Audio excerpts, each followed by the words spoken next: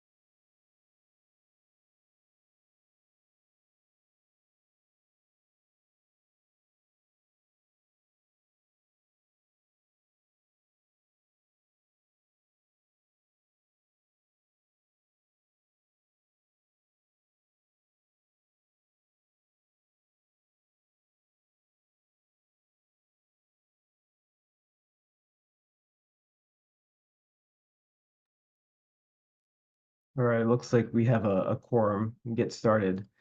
Hi, everyone. Thank you so much for joining us today for this briefing on the humanitarian situation in Elfasher and North Darfur. My name is Mike Brand, and I'm the Director of Policy and Partnerships with the Sudanese American Physicians Association. Before we get started, I want to mention that this briefing is being recorded and will be posted to our website and YouTube channel afterwards. After we hear from each of our briefers, we'll have time for Q&A. Please use the Q&A function on Zoom to submit your questions throughout the briefing. Now I'd like to hand it over to Maha Suleiman, SAPA's Media and Outreach Director, to provide introductory remarks. Maha, over to you. Thanks, Mike. Hello, everyone. My name is Maha Suleiman. I'm a faculty physician and I serve as the Media and Outreach Director of SAPA. So since the beginning of the war, almost 2 years ago, Elfasher, the capital of North Darfur, has been under siege and repeated attacks that devastated the people of the city in so many ways. Most notable is the loss of lives to starvation, disease, and injuries sustained by the crossfire. And all of these were compounded by the lack of the critical access to humanitarian aid, as you probably know. It is not an overestimation to describe the situation in Darfur with terms like famine, mass displacement, and genocide. All of these atrocities are well verified and documented, yet they continue to receive little to no attention on the global stage, unfortunately. Our team at SAPA has been climbing mountains to help the thousands displaced to Zamzam camp, especially in food security, healthcare, and medical supplies. And so we are shocked and saddened by the recent RSF attack on Al Saudi Hospital, which is the only remaining public hospital in the city. With this briefing, we are hoping that we can tell the world that the situation in Elfasher is escalating and is beyond catastrophic. And we also want to give an opportunity to the people on the ground to tell their stories, what they experience on daily basis, and the lived experiences. So with that, I will hand it over to you, Mike, for the Sudan team. Thank you. Thank you, Maha. Now we'll hear from Mojib Al-Rahman, who's SAPA's North Darfur Program Coordinator. Mojib, please. Assalamu alaikum. Thanks for having today. I'm Mujib Rahman Al Ghali, North Darfur Project Coordinator at SAPA. The last event attack on Zamzam in December, with repeated attack on Elfasher in recent time, has led to massive displacement of the people towards the village west of Elfasher. One of the largest village affected is Shagra. It has received very little media attention, and humanitarian aid has not reached the people there. This was one of the main reasons I decided to visit and assess the situations firsthand. I traveled to Shagra, where we met the leader at that, shelter managers, higher committee for displaced person. What we found was shocking. Shagra currently hosts over 60,000 people. More than 4,000 children were suffering from malnutrition. Despite these dark conditions, no humanitarian aid was reached them, and there is no clean water, no food, unfortunately, no hospital. One of the most heartbreaking stories in Shagra was the woman who had 8 children with her. It live in a small space about 2 by 2 made from local materials and have no proper shelter, no cooking, no clean water. The only things they have to eat a meal made from ombas. Ombas, this is what protect the process used to extracting from oil from beans. She told me that they can only eat 1 meal per day. She described how her children sleep in cold, cramped space, often bundled together to keep warm, and she stay awake all night because there was nowhere for her to sleep. This is just one example for Shaga. In the many villages, this situation is worsening. Even the reality of these communities is truly heart-wrenching. Unfortunately, Mike to you. Thanks. Thank you, Mojib, for that important update. Now I'd like to turn to Ibrahim Osman, who's SAPA's Darfur Program Coordinator, for additional remarks. Ibrahim, go ahead.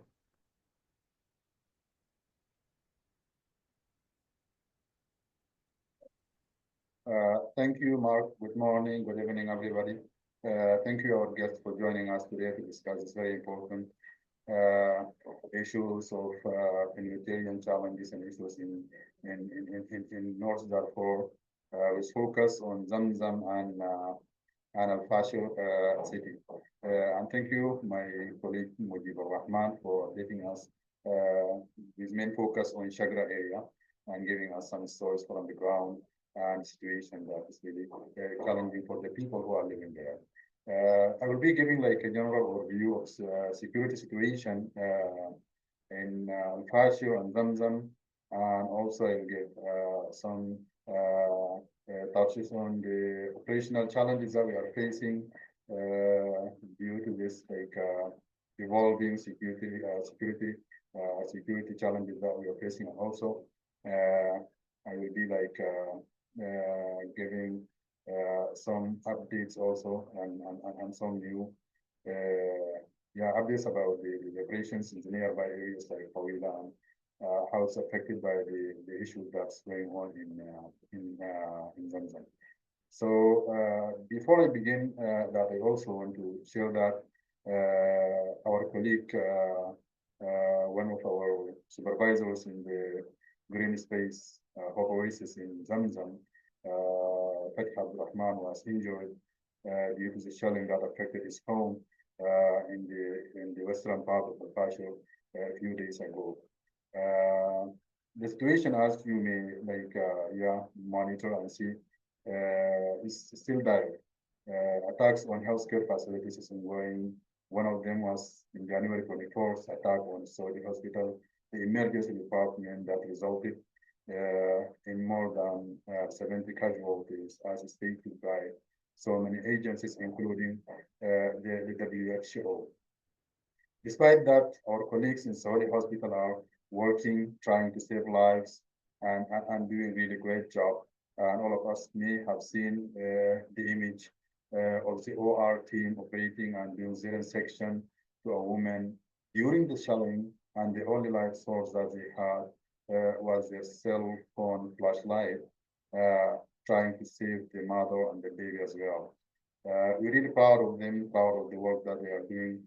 They are striving to keep this the only civilian hospital remaining operational, as Maha mentioned, so the hospital.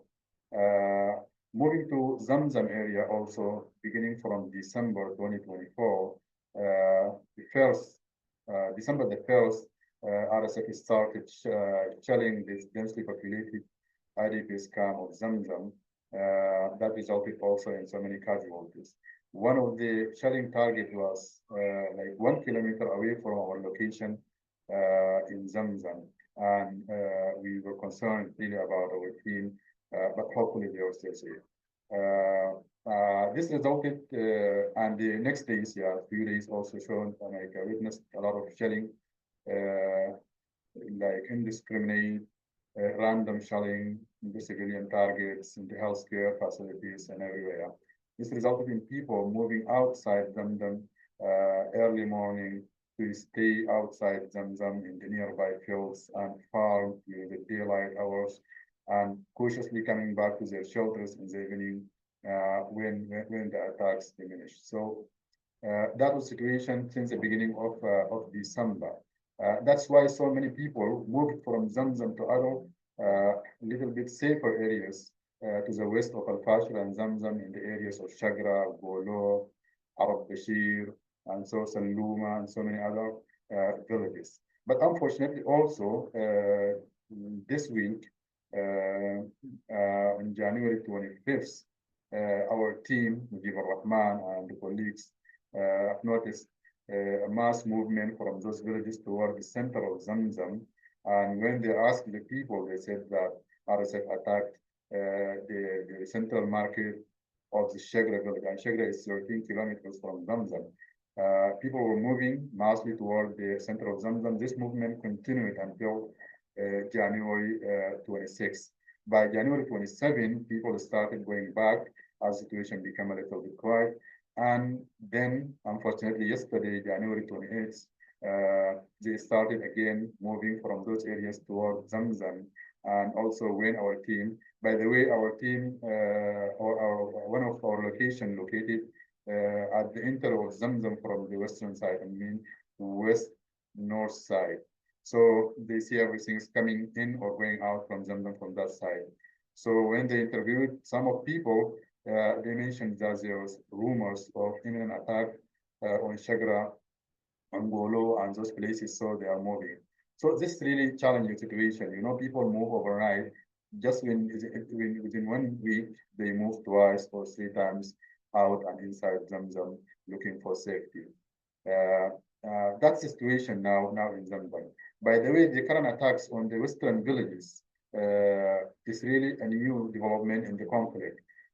As some people may know that the all attacks, clashes, and assaults started since last year was from the eastern side, northern side, and southern side of the city. It is the first time to be to witness attack from the western side. So people were moving from the city and from Zamzam towards those relatively safer areas in the western side of Zamzam and Elfasher, in the areas that I've mentioned, like Golo, Sheikh Bashir, Abu Dibesa, Saluma, and other villages. So coming to these areas and becoming like a hot zones really leave no choice and no options for the people to move anywhere, and that's their situation. Mentioning that, I will move to the humanitarian situations resulted from this escalation of the conflict in our operations and other NGOs in Zamzam. Since the start of shelling in December the 1st, so many organizations, very significant and impactful organizations, started decreasing their activities or even terminating their activities as whole. Today, some of key organizations which are working in water supply stations for the gathering points, like contacted our team, looking for possible coordination to hand over their stations as they are terminating their operations by the end of this month. I mean. So, addition to that, also the two important and critical routes linking Zamzam to Khazan Jadid to the east and to Tawila to the west have severed, and now people have no access to move in or out Zamzam in any way. These two routes was very important, like they were the route for supplies for people to move out or in. By stopping this, now Zamzam is almost in the state of near complete siege. This resulted in really a huge impact on our operations, on the operation of other organizations. For example, in this month, in January, our operational cost for the central kitchen that we are operating in the Al-Barra area in Zamzam increased by 22% because of the increase in prices and so on. That's only concern for us, the increasing prices and so on, but for other people also regarding the safety of their staff, and that's why they decrease their activities or even they come as fall and move toward Tawila and other maybe safer areas to serve those people and to anticipate movement from Zamzam toward those areas. Regarding our operations in SAPA, we started operating in Zamzam since May 2024. We started supporting the functioning healthcare facilities at that time, Al-Junubi Hospital, Sayyid al-Shuhada, Markaz Abdul Salam, Abshok Health Center, and even Saudi Hospital and so on. After that, like in August, we started establishing our own healthcare facilities in the other localities like Al-Aid, Yar al-Nabi, also in Tawila and in Sarab Umrah, and continued working in Zamzam in our central kitchen, in our also the green space for children, and also now establishing a water supply station and healthcare center. So since that time, we're continuing operating, and unlike other organizations which are decreasing or leaving the camp, we are insisting to continue and to expand our activities despite the challenges that we are facing.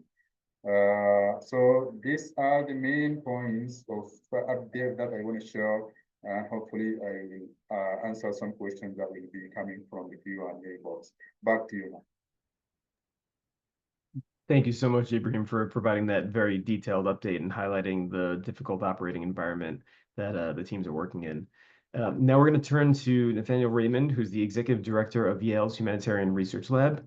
Nathaniel, the floor is yours. Thanks.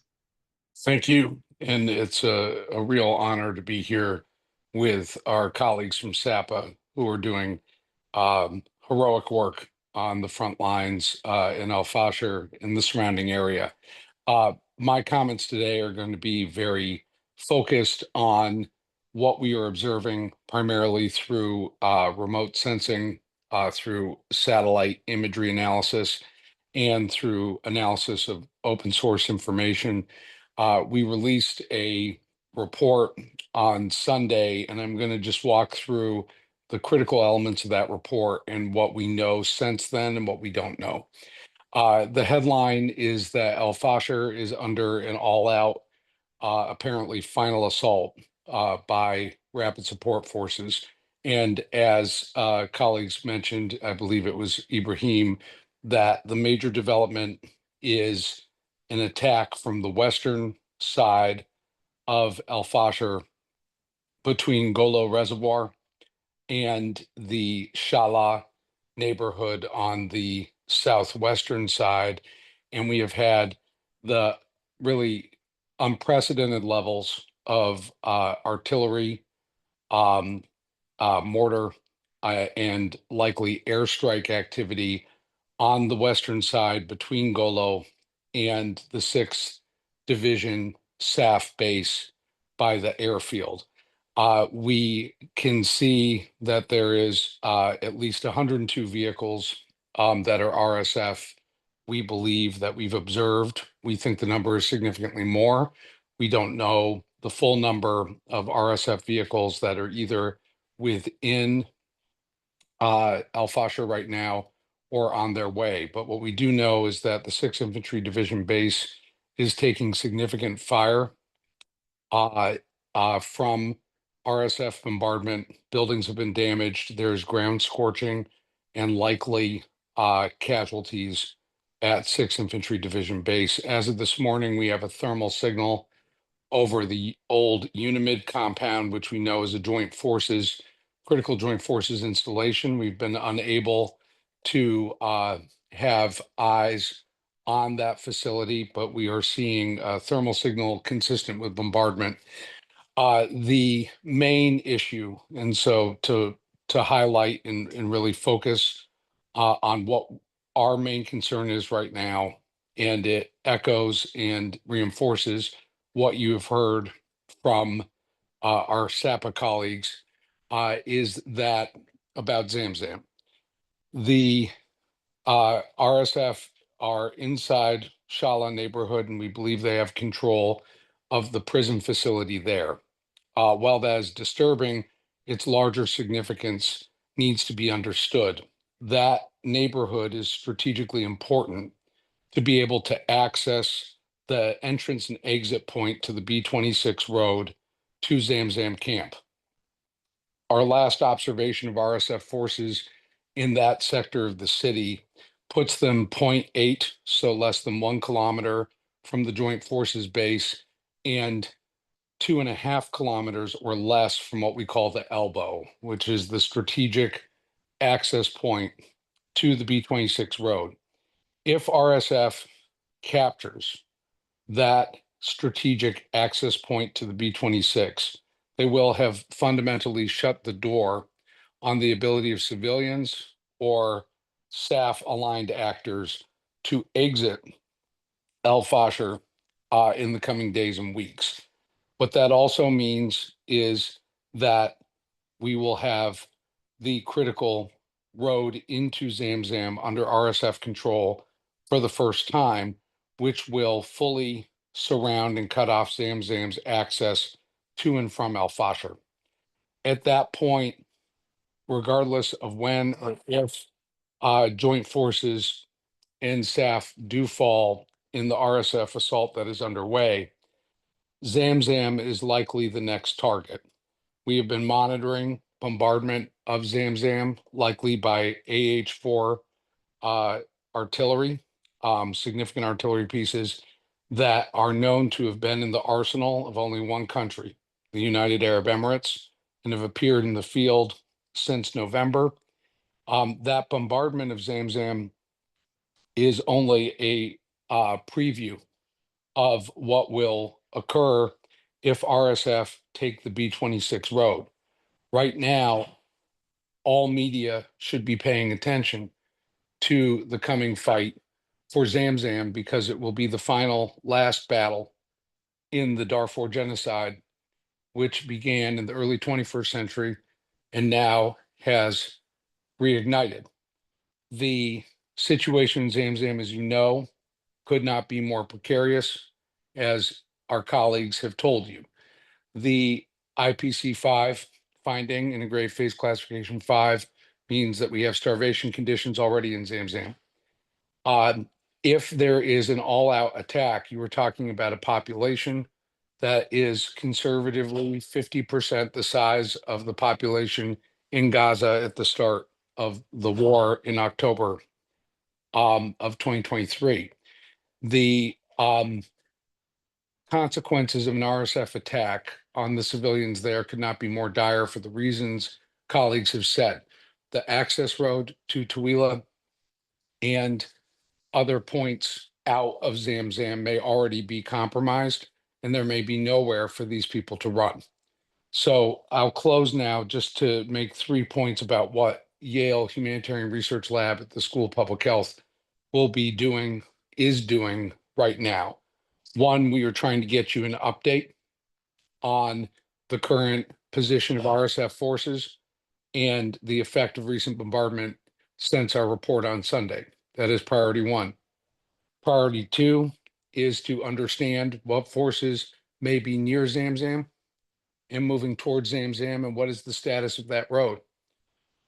Third, we will be canvassing and conducting surveillance over critical humanitarian facilities, escape routes, and trying to confirm and assess damage on hospitals, most notably Saudi Hospital, in recent days. These are our priorities. We are currently in a posture, and this is the last point I will make, where we must act as if the siege of Zamzam is already underway and that we are heading towards a potential massacre of civilians in Zamzam if Elfasher was to fall. We must be in a precautionary posture where we are ready to go at a moment's notice to be able to detect, to warn, and to document what we believe will be the last fight for the future of Darfur. Over. Thank you so much, Maddie. Really appreciate that update, and for all the work that you and the team at Yale are doing. So as we've heard, the situation in Darfur and across Sudan is dire. Sudan has been called the worst humanitarian crisis, worst hunger crisis, and worst displacement crisis by the United Nations. The Sudanese people need more humanitarian support and clearly an end to this conflict. We are very concerned with the U.S. government's 90-day pause in foreign aid that President Trump has issued through the executive order, reevaluating and realigning United States foreign aid. Programs that provide critical aid to the Sudanese people across Sudan for Sudanese refugees in neighboring countries were put on hold.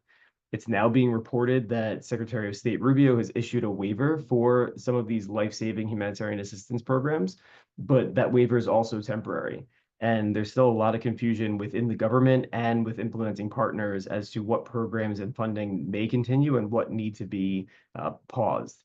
So, SAPA, we're urging the Trump administration to end this pause as soon as possible and, make sure that humanitarian aid is able to flow.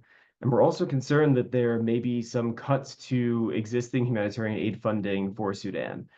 Sudan has long had bipartisan support in Congress, and we hope that the House and the Senate will ensure critical aid programs to Sudan continue to be funded, and a priority is given to supporting Sudanese-led response operations. Now is definitely not the time to abandon the Sudanese people. So with that, happy to open it up for questions from audience.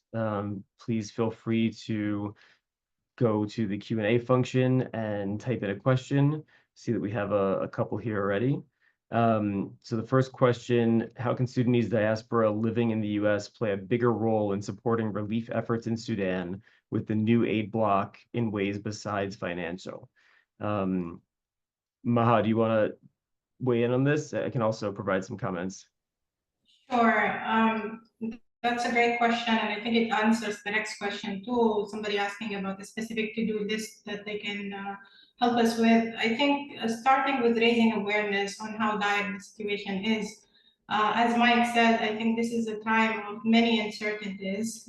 So talking to your local newsletters, your local advocacy group in your communities, reach out to your representatives. We are advocating for, as Mike said, again, is cutting funding for humanitarian organizations. We're also advocating for bigger things like sanctions against foreign actors, arm embargo, and just holding RSF accountable, everybody that kind of contributes to fueling the war. April 15, the coming April 15 is a day that we all plan to be in DC doing exactly so. And I think this is a great opportunity for whoever wants to join to amplify the message. And again, like also using just social media to amplify the message if you're unable to join in person. Thanks, Maha. Yeah, I'll just add, briefly, I think, one of the key things is, as Maha said, just helping to continue to raise awareness, engaging with your members of Congress in your local districts, keeping Sudan front of mind, ensuring that we're communicating to people just how bad the situation is and that there is more that can be done. But, also especially with this pause in aid and, uncertainty around what's coming next. Just making sure that people are seeing that Sudan should be a priority and how, some of these cuts or even just pauses and things can have a pretty dire impact on the downstream impact, not just on international NGOs and Sudanese-led organizations, but for, the people that are actually getting and receiving this aid across Sudan. So any of that, please feel free to reach out. I'll drop my email here. We'd be happy to work with you on figuring out ways that you can get more involved, to use your voice to help advocate for a better situation in Sudan. We have a few more questions coming in. Thanks for sending those. We have a question from Saab asking, are there any prospects for having a protection of civilians operation that would be negotiated with both sides? Let's say, yeah, Natty, you want to take that one? Yes, the Yale team, we've been part of the formal consultations over recent months by both U.S. government, other governments in the United Nations related to protection of civilians. In July of 2023, we privately briefed, the Yale team privately briefed the UN Security Council and said in the summer that the UN needed to deploy resources from UNMISS SS, UN mission in South Sudan, on an emergency basis to create a green zone around Elfasher by the fall of 2023, given the fact that we saw warning signs. At this point, the African Union and those who could be first responders without a UN Security Council resolution for a Chapter 7 protection force or even a Chapter 6 are not in place. The chance that a civilian protection mission will happen, period, and will happen in time is low to no. And we are talking as it relates to the situation in Al-Fasher, we are now in the final hours and days. At any point in the next 10 to 14 days, we could have RSF control of Al-Fasher proper, and we could have ground forces moving towards Zamzam for the first time. So at this point, even if the international community moved today, it may be too late. And so going back to the previous point on what you can do, it is essential that you are contacting your elected representatives in Congress, regardless of where you are, especially if you're in a Republican district. And I remember what Frederick Douglass said famously, and I quote often, power concedes nothing without a demand. It is important now that a clear demand is made for immediate action by the new administration. We've been meeting with State Department, with Senate committees, with ally governments, such as the United Kingdom, and we've been delivering that message. At this point, that message has not been acted upon the way it needs to be by both the past administration and the current. Over. Thanks, Daddy. We lost Mojib. He had to leave because, as you could tell, the situation is moving very rapidly. So want to make sure that he is safe and all of our teams are safe there. Ibrahim, we have a few questions about the challenges around operating in RSF held territories, and operating especially in Zamzam as this is happening. So just asking questions about what's our plan and operationally for continuing operations and trying to do what SAPA can to provide support for the people that are there. Thank you, Mike, and thank you for the asking the question. We are working now in the places that are controlled by 3 different forces. In Tawila, we are working, as you know, it's controlled by Sudan Movement Liberation Army, Abdullah Noor, and in Zamzam, in Elfasher, we are working in the areas that are controlled by SAPA, and we work in Al-Aidja, maybe and sort of Umba. Those areas are controlled by the RSF. In all those areas, luckily for now, we are like closely coordinating with the local communities. For example, in Sarah Umrah, they have like kind of governing body made from the local community leaders, Omar, Shiu, and so on. So those people are the people who are yeah, making some kind of decisions regarding the services that we should provide and the places and the target populations and so on.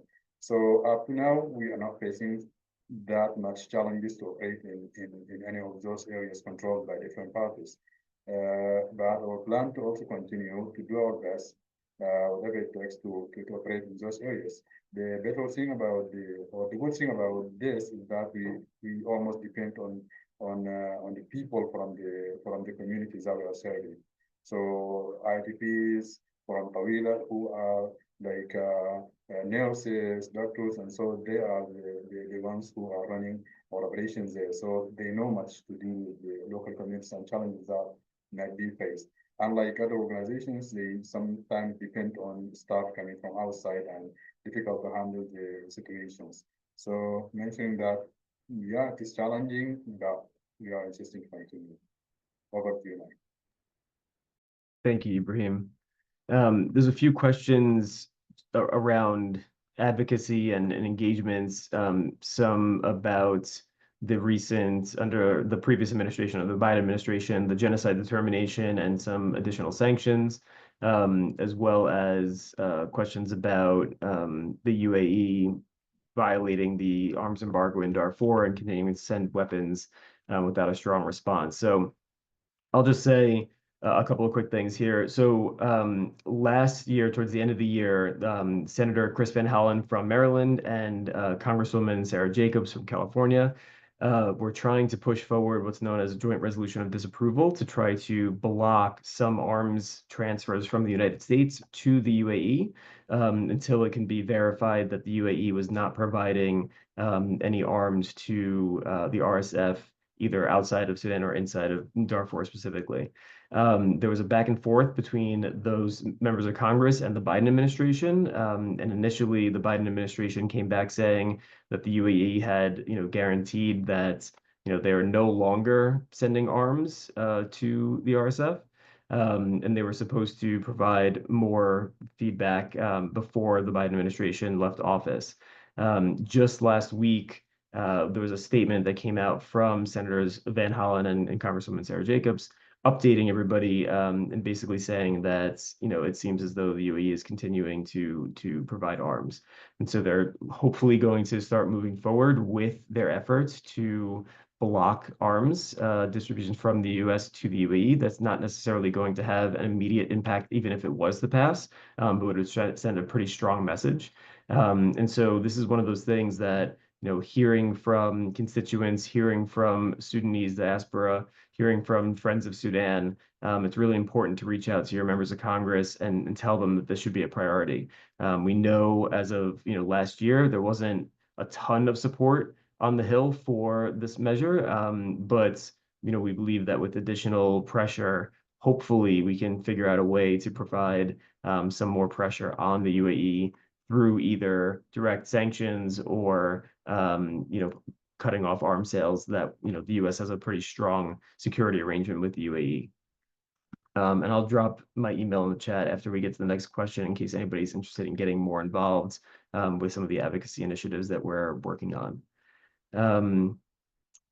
So we have a few more questions here. Question, is the Sudanese government fully aware of the situation on the ground and the risks faced by residents in Elfasher and Zamzam camp? Is there communication with the de facto government currently? Yeah, Natty, do you want to take that and maybe Ibrahim can weigh in as well? The Burhan government, GAS, government of Sudan, is very aware what's happening on the ground because they're engaged in daily airstrikes that are called by their forces on the ground. So they are clearly aware. There is a Sudan Armed Forces Military Intelligence Cell in Elfasher, and the force in Elfasher is a combination of the 6th Infantry Division that was in Elfasher, plus remnants of division forces of the government of Sudan that were in Nyala and Zelenji. And so they're very aware.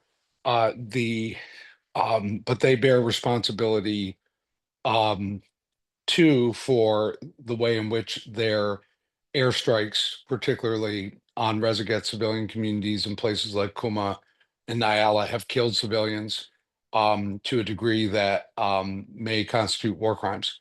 So the government of Sudan is aware, and they also bear responsibility. That said, the current assault is the direct responsibility of the Rapid Support Forces and is being done by individuals who probably sooner rather than later, their command will be probably indicted by the International Criminal Court rightly for crimes against humanity, based on statements by the International Criminal Court's prosecutor to the UN. So right now, government of Sudan knows what's going on, but they also have responsibility to protect civilians, though Rapid Support Forces has launched this attack. Ibrahim, did you have anything you want to add? If not, I can go on to the next question. I think the answer given by Nafi is now. So, yeah. Perfect. I'm realizing that I didn't fully answer the other question that Regina had in the chat about the genocide determination as well as the additional sanctions. I do know I've heard that both the RSF members that were sanctioned as well as SAF, including Burhan directly, the announcement of the sanctions did make somewhat of an impact. They were both not very happy that that came through. So these sanctions, even if they don't have a direct impact necessarily on cutting off financial flows, some of the reach of some of the finances that these individuals, companies, corporations, and non-state actors have, it's beyond the reach of the U.S. government. But even the announcement of these sanctions does have an impact, at least for them psychologically. So hopefully there can be more pressure that's put on them from that side. As far as the genocide determination, honestly, we haven't seen so much of an impact yet, but that happened at the very tail end, the final hour of the Biden administration, and now we have a new administration that's going to be up and running. And so hopefully with that genocide determination and with the other previous determinations of war crimes, crimes against humanity, and ethnic cleansing, that can help spark Congress and the new administration to take some action beyond what they've currently been doing. I think we're going to wrap up. I want to turn the floor over to Ibrahim and Maha for any closing remarks that you may have.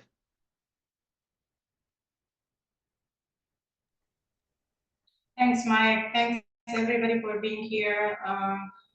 We just, we hope that we all continue to advocate and raise the awareness about the situation in Elfasher, and to take the issue with the seriousness that it presents itself with.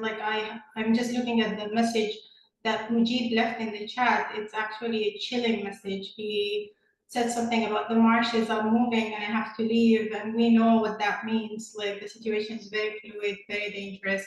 We are so grateful for our colleagues and partners who are on the ground, risking themselves every day to provide the service that they are providing. And I feel like it's just our responsibility to advocate on their behalf and make sure that they continue the work that they are doing for the people who are trapped actually in Zamzam. So over to you, Ibrahim. Thank you, Maha. Thank you, Mike. If I have to mention some final take-home messages from here, that we are not here to show numbers. Numbers are everywhere, and people know what's going on in terms of numbers and so on. So we wanted to share a life stories. We wanted to convey the message from the people who are suffering from these bad situations and so on. And so we need kind of collective, impartial solidarity, which is not just for Darfur, not just for Sudan, for everywhere. I mean, from eastern part of Republic Democratic of Congo from Palestine, from Lebanon, from everywhere. People are the same. We need to have this sense of unity and collective solidarity. We are doing our best to help people, but SAPA alone is not enough. Even 20 SAPAs are not enough. So we need some kind of international global response to this like tragedy. That is the take-home message that I want to convey to all the people who came to attend this webinar. And thank you very much for having us this evening. Thank you. Thank you. Thank you all for joining. Please, if you're not already, follow SAPA on social media, sign up for our listserv so you can get updates from the work that we're doing. And like I said, this recording will be shared on our YouTube page and our website as soon as it can be uploaded. Thank you all again for everything that you're doing to help support the Sudanese people, and please be in touch.